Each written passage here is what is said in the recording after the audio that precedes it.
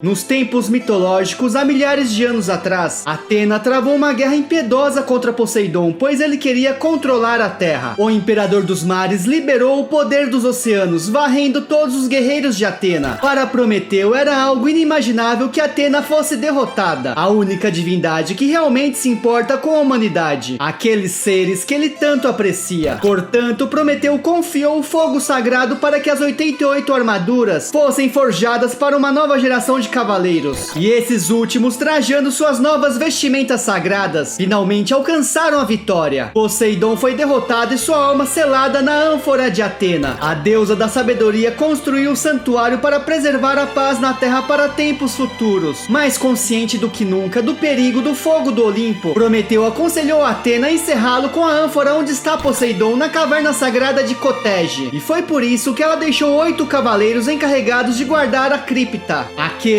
que fundaram Grade Azul e seus descendentes passaram a se chamar de Guerreiros Azuis, os Blue Warriors. Mas um selo de Atena lacra o portão de Cotege. Prometeu alerta o deus Cronos que somente o cosmo da deusa é capaz de abri-lo. Porém, o deus do tempo revela que está ciente disso. É por isso que ele esperou até hoje, o dia em que Atena retorna ao Grade Azul. Confira agora o novo volume que traduzi na íntegra em primeira mão. Oi amigos, sou o Diego Mario, o autor da Saga dos Deuses. Deixa o like e já me segue para receber os conteúdos do canal mais atualizado de Saint Seiya, agregando e mantendo sempre viva a chama da vida dos cavaleiros.